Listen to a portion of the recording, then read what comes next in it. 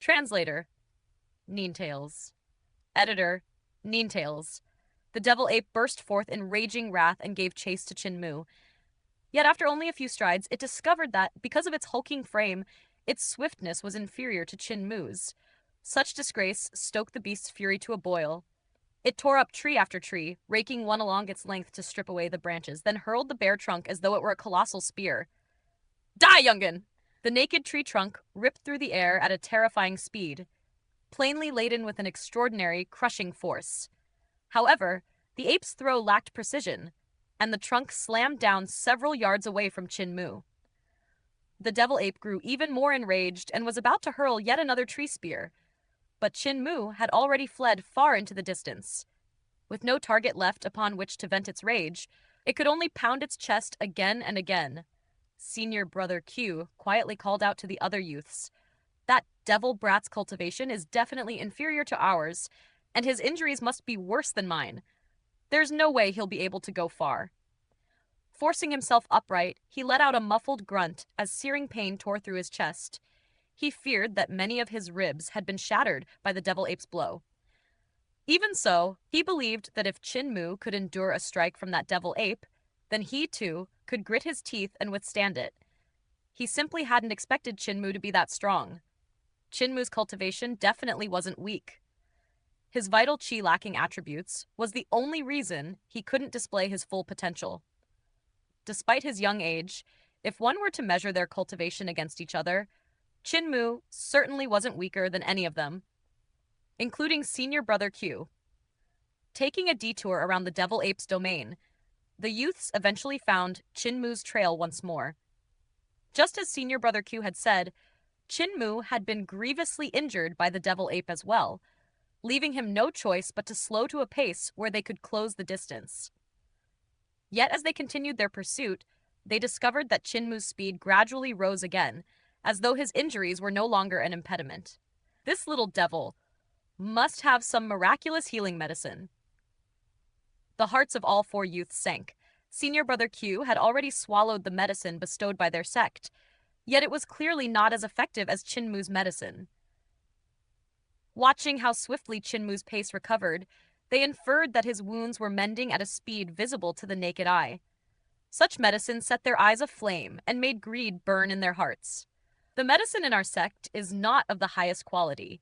If we manage to catch that devil brat and seize the recipe of that miraculous medicine from him, our masters would definitely be pleased and reward us greatly. However, contrary to what they imagined, Chinmu had not taken any medicine. Instead, as he ran, he drew breath in and sent breath out, circulating the so-called Overlord Body 3 elixir technique that the village chief had taught him. One he did not know was in truth the most common Daoyin technique.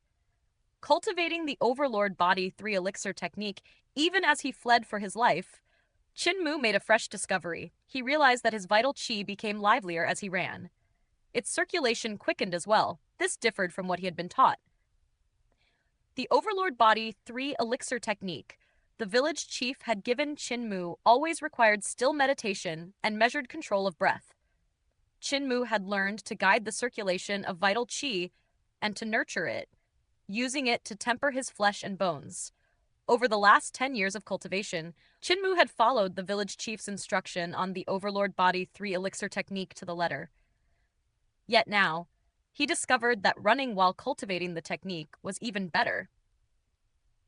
Chinmu surged forward as swiftly as he could, and the circulation of the Overlord Body 3 elixir technique grew faster still, nurturing and elevating both his innate speed and the constitution of his body.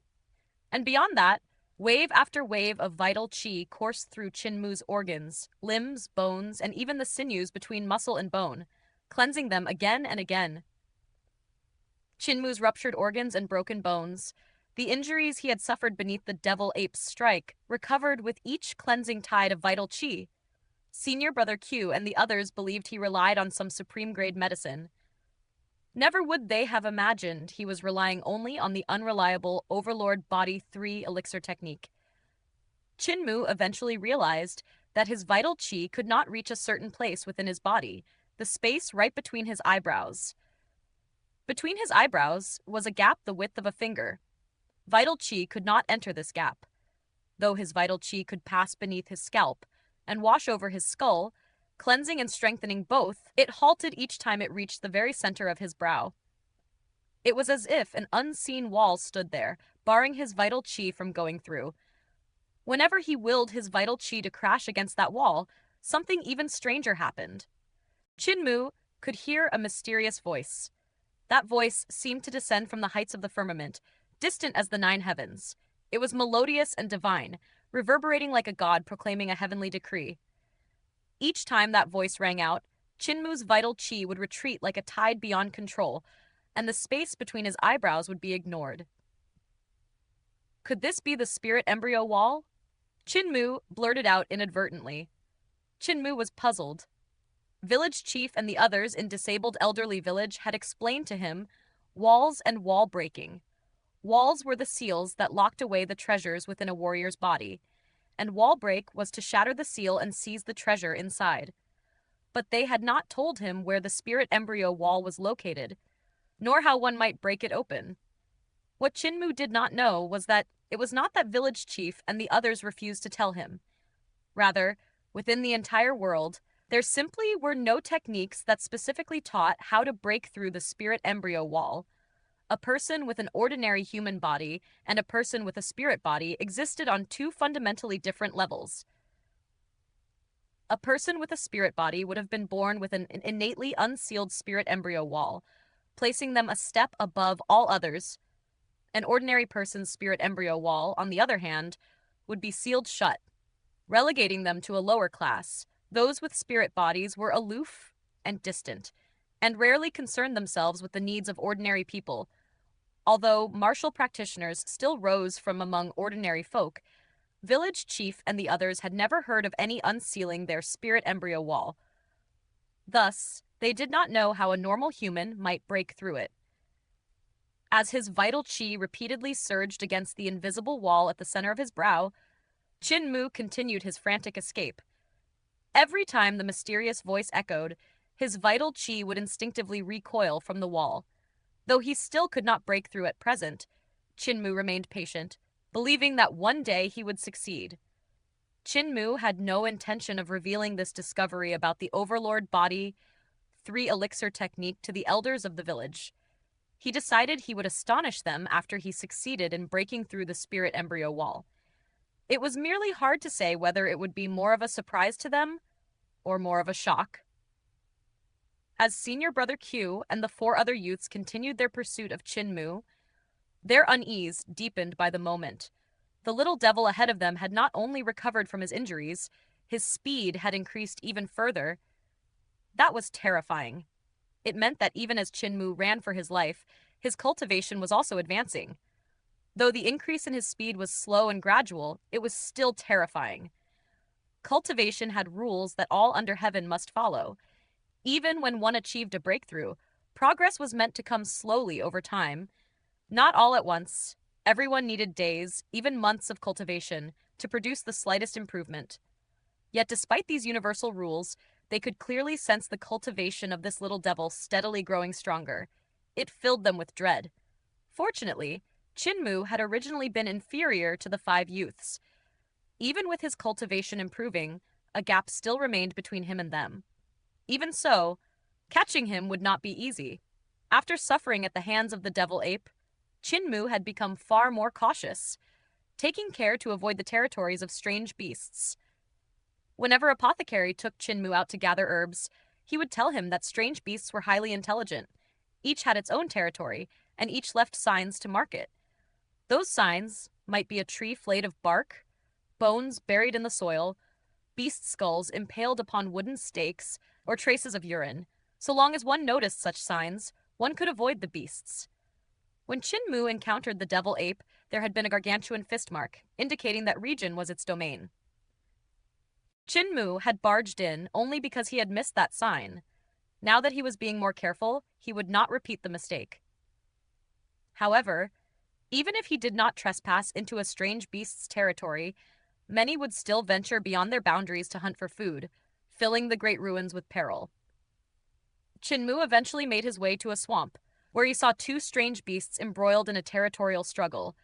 The battling beasts were a coxcomb snakeneck snow condor and a poisonous swamp dragon python. The former swept its wings and raised gale winds, its vast body soaring through the sky. The latter churned through the swamp below, its long body writhing and wreaking havoc and ruin. Before Chinmu could even step into the swamp, the hurricane-like force created by those two gigantic creatures swept him away. When he landed, he found himself face to face with a herd of startled bison that nearly trampled him to death. I keep getting farther and farther from the village.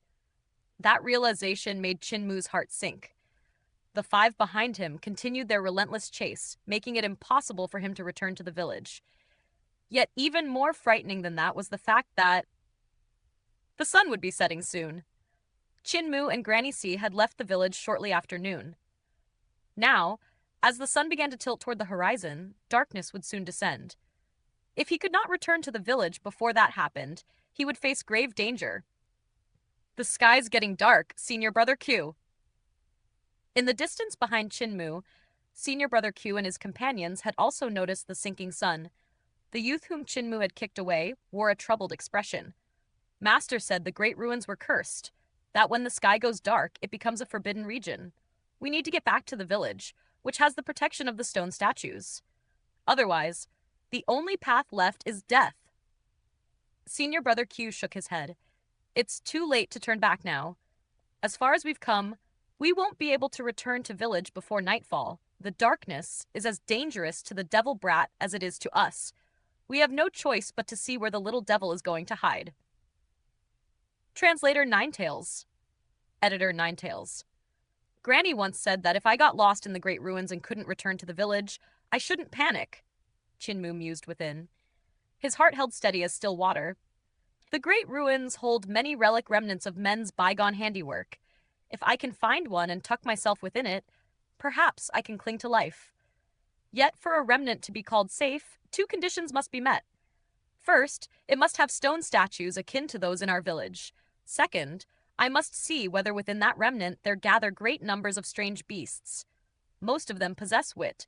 They will know where to flee to escape the darkness. Within the great ruins, remnants of civilization were everywhere.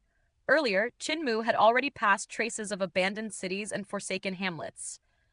Their fences were crumbled, their walls in tatters, ancient beyond telling. Yet he had not the leisure to stop and search whether stone statues stood watch there. All at once, heaven and earth fell into an eerie hush, so silent it could drive a man to madness.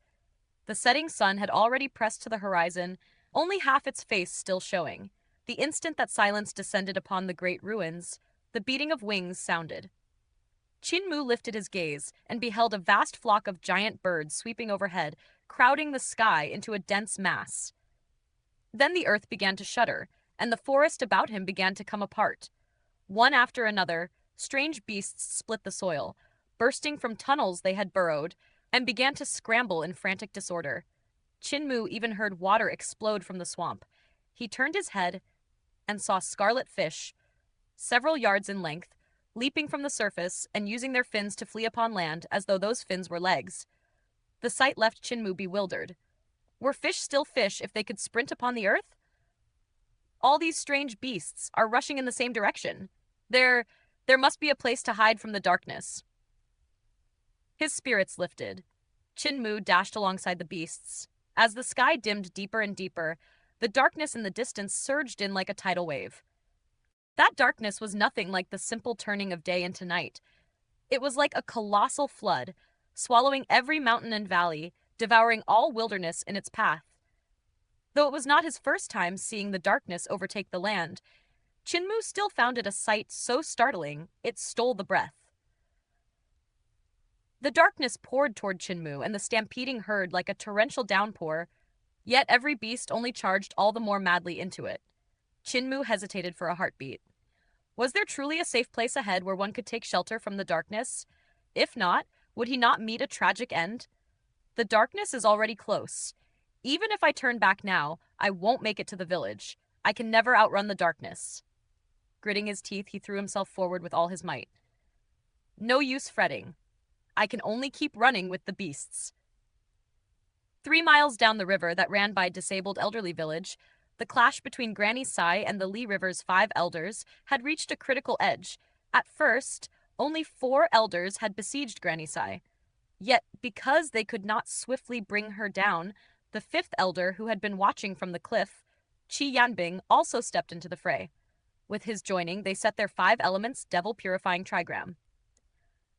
Up to this moment, Granny Sai had only barely managed to ward off the 4 elders' assaults. Yet once Qi Yanbing added his strength, this old woman's power instead rose in a startling way. Even their 5 elements devil-purifying trigram could not bind her in. This struck the 5 elders like a chill. Frustration soon gnawed at them. Only now did they realize this old woman intended to deal with them all in one sweep. For that end, she had feigned weakness, luring Qi Yanbing into battle so he could not slip away. Light as a shadow, Granny Sai flickered through the field like a phantom. Silver needles from her basket moved as if possessed of their own intent, in an instant carpeting the Lee River's 5 elders with wounds. Threads attached to the needles now ran through the 5 elders, binding soul and flesh together, locking them so they could not move. Granny Sai walked toward them, scissors in hand, her smile bright as spring. Granny Me hasn't treated human skin for a long time. I wonder if my skills have gotten rusty. The moment she came to stand before Qi Yanbing, he suddenly opened his mouth. A silver pellet shot forth and streaked straight at Granny Sai's face. The instant that silver pellet met the air, it swelled. In a blink, it became 100 times larger, expanding into a sphere woven of 10,000 pure sword lights. This abrupt change caught Granny Sai unprepared. She immediately slipped backward to retreat. Her body went strangely limp, and like an earthworm twisting through the air, she wriggled past the sword lights. At the same time, she hurled the scissors in her hand. Like twin silver dragons, the scissors flashed through the void, cutting and snipping at the sword lights. Yet nimble though she was, Granny Sai had still been taken off guard. One of the myriad sword lights struck her from behind. Because she was hunched, the sword light had found a blind spot upon her back. Soon enough, the sword lights that had filled the sky vanished, and pieces of shattered swords crashed down to the earth, carpeting several acres. The silver pellet from which the sword lights had come returned to its tiny original size and fell with a crack upon the ground. Granny Sai also dropped back to the earth, frowning as she pulled the sword from her back. You still dodged it, croaked Qi Yanbing, leader of the 5 elders. Despair filled his face as he cried. 6,842 swords were hidden inside that silver pellet. Yet, at such a close range, you still managed to dodge them. You definitely aren't an ordinary figure among the devils, but an old woman like you has never been seen among their number. Just who are you? The instant he asked, he noticed something uncanny about Granny Sai's back. Though her hunchback bore the sword's wound, there was no blood flowing. Instead, light shone through, revealing the inside was hollow. This isn't your true appearance. The realization made Qi Yanbing's hair stand on end. You're wearing someone else's skin. You tore my skin. Granny Sai frowned. The voice that came from her mouth was not that of an old woman. It was soft and sweet. Anyone who heard it would think its owner a gorgeous lady in her prime, not someone with one foot in the grave.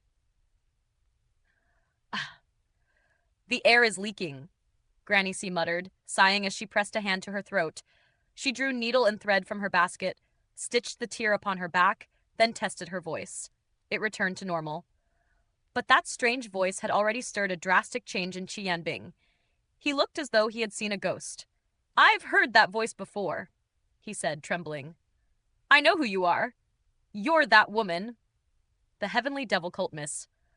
As Qi Yanbing spoke, Granny Sai's expression shifted slightly.